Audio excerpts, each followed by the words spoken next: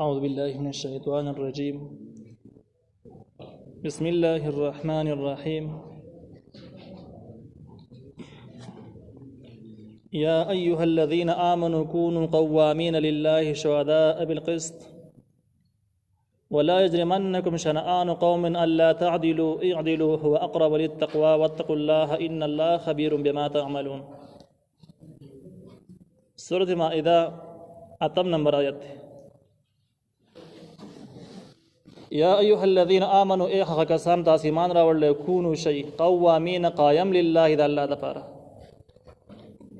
یعنی تاسو خپل ژوند او د خپل ژوند هدف او مقصد دا وګرځوئ چې الله تعالی راضي شي، او دې مضمون ته خدا پرستی ویل کیږي چې خپل ټول کارونه الله تعالی د رضا مطابق کول، او په دې کې د خپل چا خاطر یا د خپل ځان لپاره هیڅ قسم لالچ نه رټول. شهداء بالقسط په داسې حال کې چې تاسو ګواهی په انصاف باندې، د انصاف په خبرو باندې تاسو ګواهی یعنی کلک په ولاړ وي، قایم کیږي. د دې غوڼ حاصل دا چې تاسو حق پرستی وکړئ،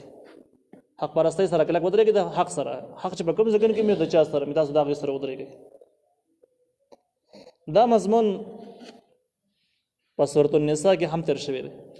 او هغې کې به دې په الفاظو کې په مخکې کولو وروسته کولو کې فرق شته، نور الفاظ یو شانته کې دي. هلته کې داسې ده چې قوامین بالقسط شهداء لله، داسې دي. او دلته کې وایي چې قوامین لله شهداء بالقسط، الفاظو کې وړاندېوالی وروسته باندې راغی. نو امام ابو حیان رحمه الله وایي په دې کې یوه باریکه نقطې ته اشاره ده، او هغه نقطه دا ده چې انسان کله د حق پرستۍ نه اوړي نو په دوه وجو باندې اوړي. انسان چې کله حق لار پرېږدي نو د دې دوه وجې کېدی چې د دوه وجو نه خوا نور څه پکې نه وي. یا د انسان خپل لالچ وي، هغه لالچ په بنیاد باندې د حق پرېږدي، او یا د انسان خپل خپلوان د هغې د خاطر نه د حق پرېږدي، د باطل سره ودرېږي، یعنې د باطل د خپلوان په ناحقه باندې او د هغې خاطر نه خو تېرېدی نه شي، نو باطل سره ودرېږي، د خپلوانو په ناجایزه باندې حمایت شروع کړي. او دویمه غټه وجه دا ده چې د حق مخالف جوړېږي، د انصاف سره نه ودرېږي چې کله د چا سره دشمني، نو دشمني هم سره د حد ته رسوي، د حق نه اړوي. مثال په طور باندې ستا یو سړی بد شي، دغه سره د ورانه ده، اگر چې دغه سره ډېرې حق خبرې شته، په مسله کې په حقه معنی دی، خو ته وایې چې ښه په حقه معنی دی، خو زما دشمن دی، زما سره په دې مسلو باندې اختلاف کړی دی، نو زه به ټول عمر د خلاف یم، دروغو ګواهي به ورله کوم د مقابله کې، دروغ به ورله خوروم، دا کارونه به زه کوم.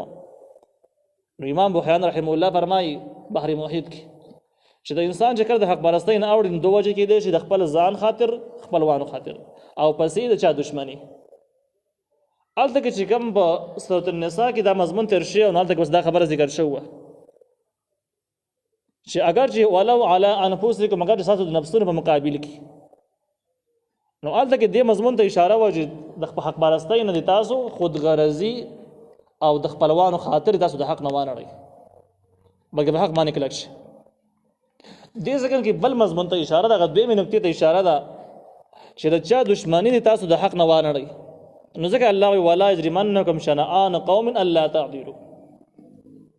راوچت دي نه کې، راتیز دي نه کې تاسو لره شنآن قوم، دشمني او بغض د یو قوم. شنآن دشمني ته وایي، بغض ته وایي، کینې ته وایي. شنآن قوم دشمنی د یو قوم، الله تعدلوا چې تاسو انصاف ونه کوئ، ان چا دشمنی تاسو د انصاف نه وانړئ. د دې مطلب دا دی که یو سړی ستا خوښ دی که دې خوښ نه دی، که بد دي شي کار څه چې دی، کار څه مسلې چې دي، خو چې کومه مسله کې په حقه دی هلته به ټیک خبره کوي، چې کوم ځای کې په ناحقه دی هلته به ټیک خبره کوي چې په ناحقه باندې دی. حق پرستی او رښتیا ویل دا د خپلولۍ د وجې نه یا د چا دشمنۍ د وجې نه اخوا دېخوا کول دا جرم دی، دا د اسلام مقابل دی. په دې مسله باندې معارف القرآن ډېر تحقیقي بحث کړی دی چې په حق باندې ودرېدل، د الله تعالی دپاره ودرېدل او په حق باندې ګواه کېدل. حق څه ته ویل کېږي؟ قسط، دا انصاف ته ویل کېږي، او مقابل لظلم دی. نو انصاف دې ته ویل کېږي چې حقدار ته حق حواله کول، دا قسط هم دی، دا انصاف هم دی، دا حق هم دی، دا اسلام هم دی. او ظلم، کفر، دا څه ته ویل کېږي؟ جبر، حقدار ته حق نه حواله کول، دا دې مقابل شو. اوس ته چې کله د الله تعالی دپاره قایم شوې او په حق باندې ګواه جوړېږي، نو معارف القرآن وایي چې هر حقدار ته حق حواله کول، د هر حقدار حمایت کول، او د هغه په حق باندې ګواه جوړېدل، دا د ایمان، دا د مسلمان فریضه ده، او دا د مضمون مصداق دی د قرآن. گواه یوازې دې ته نه وایي چې په عدالتي فیصلو کې ته گواه شي، هغه خو یوه مرحله ده تېره وشي، بلکې په حق باندې گواه کېدو مطلب دا چې هر حقدار چې کوم سړی د کوم شي حقدار دی بس د هغې سره ودرېږه، اگر چې دا کافر ولې نه وي. لکه په ډېرو فیصلو کې د نبي علیه السلام سیرت هم دغسې نقل دی چې د منافقینو یهودیانو منځ کې به سړي راغلي او ټیک یهودیانو ګټلي، د مسلمانانو د کافرانو منځ کې راغلي کافرانو ګټلي چې کوم د کافران په حق باندې وو. بنیادي نکته دا د حق سره ودرېدل پکار دی. معرف القرآن وایي د ډېر مصداقات کېدی شي، ډېر مصداقات، هغه وایي دا هم یو حق سره ودرېدل دي، په حق باندې ګواه کېدل دي چې کله مسلمانان خپل اجتماعي رهبر او مشر جوړوي ته په دې مسله باندې پوهېږي چې دا کوم کس چې ټاکي نو دا سړی ما ته معلوم دی چې دا دینداره نه دی، نو د قوم سره وفاداره نه دی،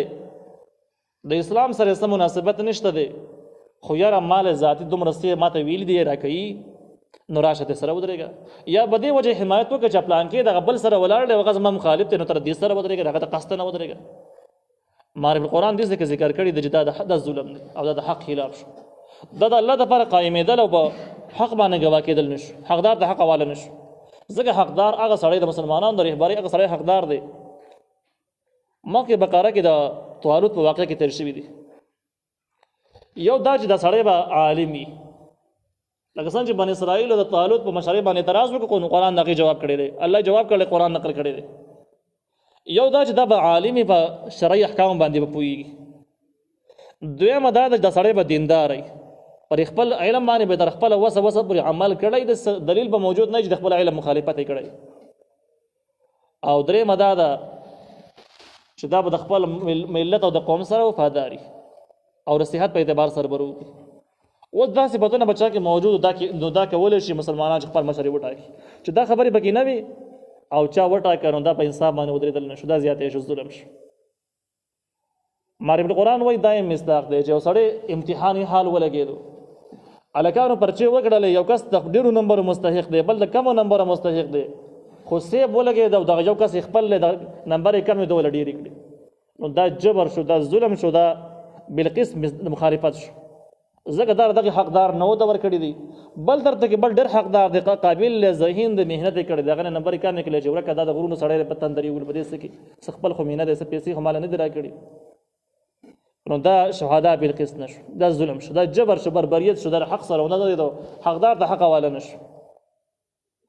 داسې ردی په ډېر مثالونه معارف ذکر کړي دي. او معارف القرآن وایي چې که په دې نکته باندې عمل وشو نو د انسانانو د منځ څومره خفګانونه دي، کړاوونه دي، خپل ژوند یې په زور جهنم جوړ کړی دی، د هر څه به ختم شي او یو سپین سبا به شي دې لپاره. ځکه قرآن کې په سورت الرحمن کې به راشي چې من خاف مقام ربه فله الجنتان، څنګه دی جنتان، هغه سړی چې د الله تعالی نه ویرېدو نو هغه دپاره به جنتان، دو جنتونه. نو مفسرینو لیکلي دي چې دو جنتونه په دې طریقه باندې شي، دا یو قول د علماو دی. یو دا ده چې په دې عمل په وجه به الله تعالی په قیامت کې جنت ورکوي، او دویمه دا ده چې د دې عمل په وجه باندې به دنیا دومره ښکلې شي دنیا نه بوله جنت ساه شي، دی پکې خوشحاله. او که د الله تعالی نه ونه یېرېدو په دې احکامو عمل ونه کړو نو دنیا پې هم راتنګه شي، په دنیا کې هم د صحت ته راورسېږي چې قابو به مرګ ته ترجیح ورکوي، د ژوند باندې به تنګ شي. نو دا هغه اصول دي چې د کم د امن دپاره، د انسانانو د خوشحالۍ دپاره بنیادي اصول دي، بنیادي ذرایع دي. ولا یجرمنکم، او راوچت دی نه کې تاسو لره شنآن قوم، دشمني د قوم، الله تعدلو چې تاسو زیاتې وکړي، الله تعدل تاسو انصاف ونه کړي، چې انصاف ونه کړي زیاتې به وشي. د چا دشمني او بغض دي تا په ناروا باندې راوچت نه کړي. اعدلو، انصاف کوئ، هو اقرب للتقوى، دا ډېر نږدې دی پرهیزګارۍ ته، چې ځان پرهیزګاره جوړی په انصاف باندې بودرېږي، انصاف پکې، او چې کله ته انصاف نه کوې ته پرهیزګاره نه یې، پرهیزګارۍ نه ته لرې شوې. واتقوا الله، د الله نه ویرېږئ او د خلکو په حقونو کې احتیاط وکړئ، انصاف نه کار والی. ان الله خبیر بما تعملون، یقین الله تعالی خبر دی په هغه څه باندې چې تاسو یې کوئ. وعد الله الذين آمنوا وعملوا الصالحات، وعده کړی د الله تعالی د هغه کسانو سره آمنو چې ایمان راوړل دي، وعملوا الصالحات، او عمل کوي نیک د شریعت موافق. نو دا زمونږ د اهل سنت والجماعت عقیده ده چې ایمان او عمل دواړه شرط د پاره جنت ته حاصلول، دواړه ضروري شی دي. لهم مغفرة، د دوی دپاره به بخنی، و اجر عظیم، او اجر لوی وي. چې ایمان هم لري عمل هم د شریعت موافق دی او په دغه شریعت موافق عمل کې نزدیک عدل او انصاف تر شي په انصاف باندې قائم دی نو دې لپاره به اجر عظیم لوی اجر دی چې د الله تعالی رضا او جنت والذین کفروا او هغه کسان چې کافران دي وکذبوا او درو غړي بی آیاتنا زمو آیاتونه مراد آسمانی احکام دي چې د انصاف قائل نه دي د ظلم قائل دي د ظلم تایید کوي یا دا سره دین علاوه نور څومره احکام چې مخکې تیر شو په هغه کې د احکامونه منکر دي اولئک دغه کسان اصحاب الجحیم خوندان د جهنم دي یا ایها الذين آمنوا اذكروا نعمت الله علیکم اے هغه کسان تاسو ایمان راوړی دی یاد کړئ نعمت د الله تعالی په تاسو باندې اذ هم قوم ان يبسطوا اليكم ايديهم په هغه وخت چې قصد کړو یو قوم چې وګړه کې تاسو خپل لاسونه تاسو د مرګ لپاره منصبې جوړې کړې وي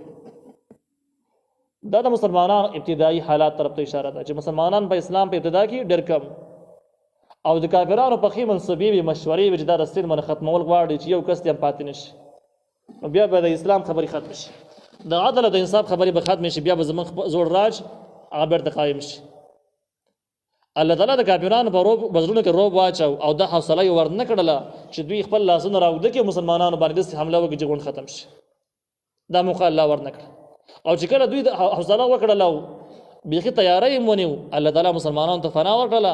هغوی هجرت وکړه مدینه منوره کې پناه واخیستله او مدینې والا وي ښه ډېر احترام وکړو ځای ورته ورکړو نو کافران په خپل مقصد کې کامیاب نه شو دا د الله تعالی لوی احسان و چې د کافرانو په لاسونو باندې دوی ونه وژلی شو نو الله تعالی وایي دا لوی نعمت دی چې قصد کړی یو قوم چې هغه قوم د قریش دي مشرکان دي ایبسطوا الیکم چې اوږده کړي تاسو ته ایدیهم خپل لاسونه فکف ایدیهم نو الله بند وساتل لاسونه د هغوی عنکم ستاسو نه تاسو باندې لاس اوچت نه کړو واتقوا الله د الله نه ویریږئ وعلى الله خاص په الله باندې فليتوکل المؤمنون توکل دې وکړي مؤمنان خلک د آخرنی مضمون حاصل دا دی چې وعلى الله فليتوکل المؤمنون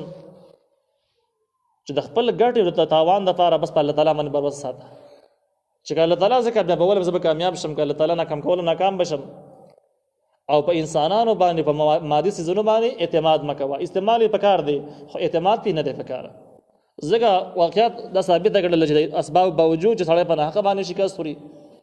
او د تمامو اسباب باوجود چې کله دی په ناحقه باندې نو ماتې خوړل خراب شوی دی خو چې کله په حقه باندې دی نو لږ کسان به بغیر د اسبابونو بیا کامیاب شوي وي لکه د مسلمانانو ابتدایي حالات تاسو وګورئ داسې بې حسابه واقعیت څه مخکې تېر شو څه به راشي نو توکل صرف په الله تعالی باندې پکار دی ولقد اخذ الله ميثاق بني اسرائيل او یقینا الله تعالی اخیستلی وه کلکه وعده د بني اسرائیلو نه د بني اسرائیل نه د موسی علیه السلام په ژبه باندې دغه په ذریعه باندې کلکه وعده اخیستلی وه وبعثنا منهم من مقرر کړي ور دوی نه 12 نقيبا 12 سرداران نقیب مشر ته وایي سردار ته ویل کېږي معرب سردار معنی کړي ده او نقیب هغه چا ته هم ویل کېږي چې کم سارل کېږي د یو کسان یو ځای نږدې ځای نه څوک ساریو پامې کوي چې داسې کوي دې ته هم نقیب ویل کېږي عام مفسرینو نګهبان هم معنی کړله ترجمې والا حاصل دا شو چې الله تعالی د موسی علیه السلام په ذریعه باندې د بني اسرائیل نه یو اقرار واخیستو اقرار یې وروسته را روان دی چې کوم اقرار یې اخیستی دی او په دې اقرار باندې دغه قبیلو 12 مشران پې ګواه شو په دې اقرار په ټیم کې دا موجود و دې دپاره دا مشران د خپلو قبیلو ته لاړ شي او بیا یې ور یادوي چې ورته الله تعالی احکام دا مس نه کوي په دې باندې عمل وکړي وقال الله اني معكم او ورته وویل الله تعالی چې یقینا زه ستاسو سره یم